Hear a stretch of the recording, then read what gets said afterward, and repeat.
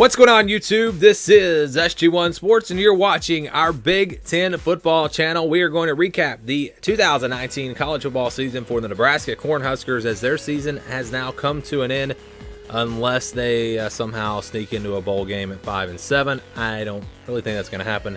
So we're going to look back over their season game by game, and then also we're going to look at how their preseason predictions, or different sources of preseason predictions, match up to their actual record in 2019. So here's the schedule. They open up with South Alabama, and it wasn't a great game for them, but they got the win 35-21. And then there was the big game against Colorado where they jumped out on them. Remember, they looked really good in this game, and Colorado came storming back, wound up winning this game. I think that's where the season turned for Nebraska. I think if you win that game, it gives you a lot of confidence. Maybe they just still don't beat Ohio State. Maybe they don't go on the road, beat Minnesota, but it at least could have got them into a bowl game, and maybe they wind up winning a couple more games. Could go 7-5, 8-4 potentially. This team, I think, had it in them. They just didn't quite get the job done. Adrian Martinez, I don't think, played as well as a lot of people thought he would. They had some injuries, especially on offense, and that was where maybe they struggled more than I thought they would, was on offense. The defense wasn't horrible for them. They had some games where they played pretty well defensively, but the offense of Martinez just couldn't quite get clicking the way that I expected them to. Now, they weren't bad, but I thought this offense was going to be one of the most explosive offenses in the country, and maybe it didn't quite live up to that. But they beat Northern Illinois after that, 44-8. It was looking pretty good. They beat Illinois.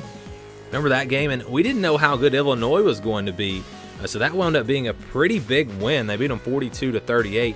That was a nice finish there. I don't remember exactly what happened in that game. I remember watching that game, and if I had time, I would go back and watch every single game, but obviously that's impossible if we're going to do these videos for all the teams. But they started off still 3-1. A lot of people thought they might have a chance against Ohio State, and we didn't know really how good Ohio State was going to be at that time either, and it just didn't happen. They lost 48-7. Adrian Martinez did not play. The passing game just overall was horrible in that game. Only 47 yards for Martinez through the air. He did have 81 yards on the ground, but that Ohio State defense played really well. They forced some turnovers, and Nebraska never really had a chance. They did bounce back with a win over Northwestern, 13-10.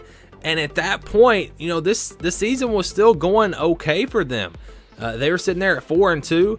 Just needed to win a couple more games to get to a bowl game, and still everything in front of them. Still a chance to win the Big Ten West, but it went downhill pretty quickly, and I think it really started with that Minnesota game. Verdell came in there at quarterback instead of Martinez. I think that may have been a game he got banged up in, and they wound up really using 3 quarterbacks down the stretch. They lose that game. Again, Minnesota turned out to be a lot better than we thought they would be, but they lose that game. And then they lose to Indiana, another team that turned out to be better than we thought they were going to be, but they only lost by 7. They lost a close game on the road at Purdue, 31-27. They hung around with Wisconsin. That wasn't a complete blowout. If you go back and watch that game, they were somewhat competitive in that matchup. And then they had a really impressive performance against Maryland, which put them in a position to where they could get to a bowl game with a win over Iowa. This is a really good game. Iowa had the lead, and I think they're up 14 at halftime. Nebraska came back in the fourth quarter, in the second half, I should say. In the fourth quarter, they had opportunities. They just didn't get the job done. They couldn't get a stop on that last drive when Iowa got down to get into field goal range, and they wind up losing that game, and they wind up coming up short from making a bowl game. So it wound up being a really disappointing season for Nebraska. Yes, there were some close games in there, some games that they could have won, absolutely, but they did not, and they finished 5-7. They missed out on a bowl game. Looking at the stats for this team, Martinez, his numbers were not bad. He threw for almost 2,000 yards, but the problem for him was 10 touchdowns and 9 interceptions. That's not a good ratio there, and I think that was probably the biggest problem with his game through the air this year, was the touchdown to interception ratio. He had 626 yards on the ground. Dedrick Mills had a big year on the ground for them, 762 yards, over 5 yards per carry. Maurice Washington, with the off the field issues, wound up missing, I think, about half the year. That was the guy they really needed in the run game, so they missed him. Wan'Dale Robinson, freshman, he was very impactful for them. 340 yards on the ground, 453 yards through the air, maybe their best offensive player this year. And so the future is bright. You look at this offense for Nebraska, and they have pretty much everyone coming back. J.D. Spielman, I'm expecting to go early to the NFL. But other than that, again, they have most everyone coming back next year. This offense has a chance, I think, to really improve. Defensively, they do lose a lot there. And so I think that's going to be a big issue for them. And it may prevent them from really taking that next big step that I thought they were going to take this year. They just didn't. And a lot of other people thought that too. And let's go ahead and look at how the preseason predictions compare to what this team actually did in 2019. You see, they were 5-7, 3-6 in the Big Ten. I had them at 9-3. I had them, not only did I have them winning the Big Ten West, I had them winning the Big Ten championship game as well. Now, I said in the preseason that Nebraska, I did not think they were the best team in the Big Ten coming into this year. I thought they were behind Ohio State, Michigan, Penn State, even Michigan State. If you go back and watch my predictions, I picked Michigan to win the East, but I didn't feel real confident in that pick, and I said I just didn't trust them to win the Big Ten championship. Coming off of a potential win over Ohio State, I just thought maybe there'd be a letdown there a little bit. Nebraska would take advantage, pull off the upset, and win the Big Ten. So just because I picked them to win the Big Ten doesn't mean I thought they were going to be the best team in the Big Ten. It's just kind of the way I thought it was going to go potentially. But 9-3 is what I picked, but it was not just me. Our simulation also had Nebraska at 9-3. Athlon Sports had them at 9-3. The FBI had them at 8-4, so they didn't quite have them as high, but still 8-4. Everyone thought this team was going to have a big turnaround. Everyone thought that they were going to at least get to a bowl game. It was a major disappointment this year for the Cornhuskers.